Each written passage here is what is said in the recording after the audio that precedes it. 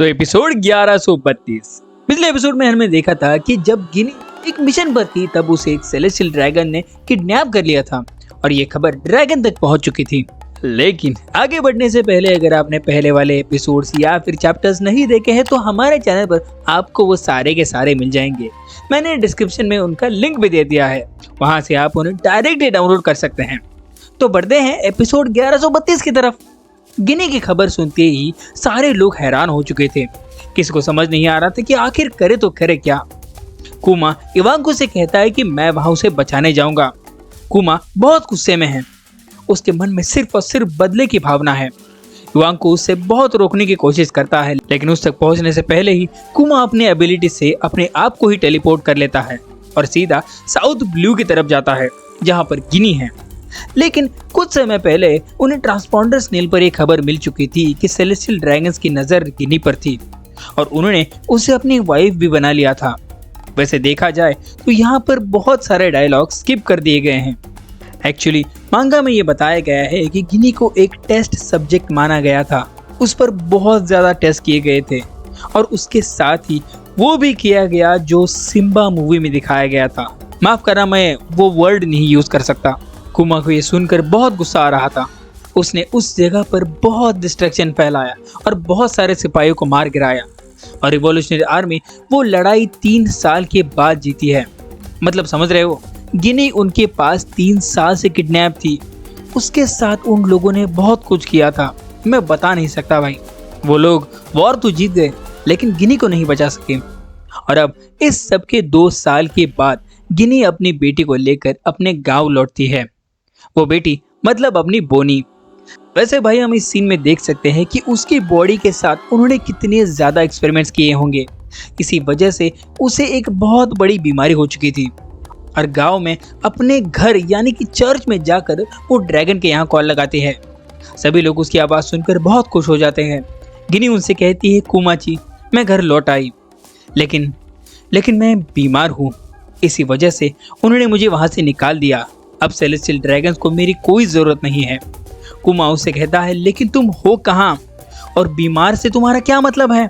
गिनी जवाब देती है, कुमाची मैं तुम सबसे मिलना चाहती हूँ लेकिन अब इस जन्म में तो पॉसिबल नहीं है। मुझे माफ़ कर दो कुमा, मुझे इस दुनिया को छोड़कर जाना होगा। कुमा कहता है, ऐसा क्यों कर रही हो, हम तुम्हें किसी तरह बचा ही लेंगे, रुको मैं वहाँ आ रहा हूँ। गिनी जवाब देती है, नहीं कुमा, अब मैं ज़्यादा देर जिंदा नहीं रह पाऊंगी, मुझे माफ़ कर दो। कुमा रोते रोते अपने आप को फिर से वहाँ टेलीपोर्ट कर लेता है। वो जान गया था कि गिनी इस वक्त कहाँ होगी, लेकिन तभी गिनी ड्रैगन और इवांको से कहती है कि आप लोग कुमा का ध्यान रखना, वो बहुत भोला है। और ऐसा कहकर वो इस दुनिया को छोड़कर चली जाती है। कुमा वहाँ पहुँच तो गया लेकिन तब तक वो वहाँ से जा चुकी थी। वो सारे बूढ़े लोग भी वहाँ आ चुके थे। वो कुमा को बताते हैं कि गिनी को उस बीमारी की वजह से सनलाइट में जाना मना था और इसी कारण उसके बॉडी पर हर जगह स्टोन्स आ चुके थे। बेचारा कुमा उसे गोद में लेकर बहुत रोया। उसे गिनी की बहुत याद आ रही थी, लेकिन तभी वो वहाँ एक छोटी बच्चे की रोने की आवाज़ सुनता है। वो बूढ़े लोगों से बताते हैं कि गिनी के आखिरी लम्हों में भी वो किसी तरह अपनी जान पर खेलकर अपनी बेटी को बचाकर यहाँ तक लाई है और तब से कुमा ने ये ठान लिया था कि वो गिनी की बेटी को संभाल लेगा। अब तुम्हें समझ आ गया होगा कि बोनी एक्चुअली कुमा की बेटी नहीं है, लेकिन फिर भी कुमा ने उसे एक्सेप्ट करने के लिए तैयार हो गया। इसके कुछ दिन बाद वो बूढ़े लोग कुमा को सिखा रहे थे कि बोनी को आखिर दूध कैसे पिलाया जाए। वो उसे कहते हैं, अरे ऐसे नहीं, ऐसे करो, रुको हमें दो, हम वो करते हैं। और हाँ, सोते वक्त बोनी के आस पास भी मत भटकना, एक लोहे की जाली बना लो उसके आसपास ताकि उसके ऊपर ना गिर जाओ। और काफ़ी कोशिश करने के बाद वो फाइनली उसे दूध पिलाना सीख लेता है। ये देखकर कुमा बहुत खुश हो जाता है। भाई कुमा की खुशी का तीसरा पल होगा ये। बोनी को देखकर कुमा को गिनी की याद आ रही थी क्योंकि वो भी ऐसी भुक्कड़ थी। और उसके बाद धीरे धीरे बोनी अपने पैरों पर चलना सीख लेती है और भाई उसके मुंह से पहला शब्द पापा निकलता है। कुमा वो सुनकर बहुत खुश हो जाता है और फिर कहानी 2 साल आगे बढ़ा दी जाती है। बोनी अब बड़ी हो चुकी है और फिर एक दिन कुमा उसे बूढ़े लोगों के पास छोड़कर रिवॉल्यूशनरी आर्मी के पास दोबारा चला जाता है बाकी मिशंस को पूरा करने। और भाई इसी दौरान हुई है अपने साबू की एंट्री, छोटा साबू, और यही से वो रिवॉल्यूशनरी आर्मी का एक हिस्सा बन चुका था। कुमा बोनी को संभालते संभालते ही अपने मिशंस पूरी कर रहा था, लेकिन धीरे धीरे कुमा को समझ आ गया था कि बोनी भी गिनी की तरह उस बीमारी का शिकार हो चुकी है। इसी वजह से वो चर्च के सारे विंडोज को पैक कर देता है ताकि सूरज की रोशनी वहां तक ना पहुंचे।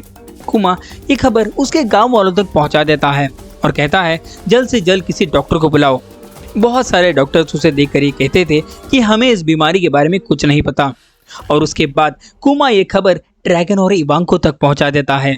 वो उससे कहता है कि बोनी को भी गिनी की तरह बीमारी हो चुकी है, इसलिए अब मैं रिवॉल्यूशनरी आर्मी छोड़ रहा हूँ। अब मुझे कुछ समय के लिए बोनी के साथ रहना है। ड्रैगन उससे कहता है मैं समझ सकता हूँ, तुम जैसा ठीक समझो वैसा करो। मैं और भी डॉक्टर से बोनी का इलाज के बारे में पूछता रहूँगा। और अब कहानी फिर से कुछ साल आगे बढ़ा दी जाती है। अब बोनी 5 साल की हो चुकी है। उसे परेशान करने के लिए कुछ बच्चे आ चुके थे, लेकिन वो उन्हें डरा कर भगा देती है। उन बच्चों को मालूम था कि बोनी उस चर्च के बाहर नहीं जा सकती थी, इसलिए वो उसे बहुत चिढ़ाते थे, लेकिन फिर भी बोनी उन्हें सबक सिखाती थी गिनी की तरह। ये देखकर कुमा उसे हमेशा कहता था बेटा बोनी बाहर मत जाओ वरना तुम फिर से बीमार पड़ जाओगी। कुमा बोनी से पूछता है कि तुम ठीक हो जाने के बाद कहाँ जाना चाहोगी। बोनी उससे कहती है मैं स्काई आइलैंड में जाना चाहूँगी क्योंकि वहाँ जाकर मुझे नीका से मिलना है। कुमा नीका का नाम सुनकर वो भी पापा के जैसे डांस करने लगता है, वही नीका वाला डांस। उसके बाद एक दिन एक डॉक्टर कुमा को उस बीमारी के बारे में बताता है। वो डॉक्टर उससे कहता है कि इसे सफायर स्केल्स कहते हैं।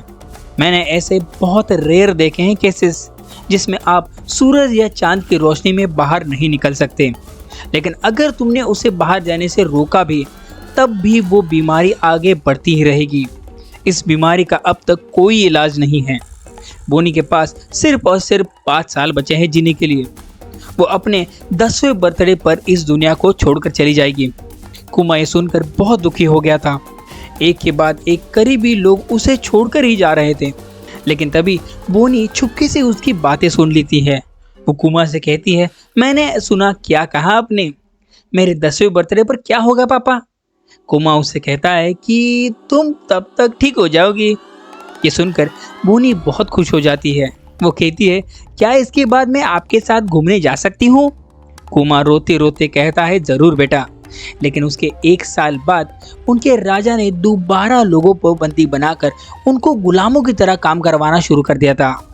वो सारे बूढ़े लोग फिर से कुमा के पास मदद मांगने आ जाते हैं और भाई यही होता है एपिसोड खत्म।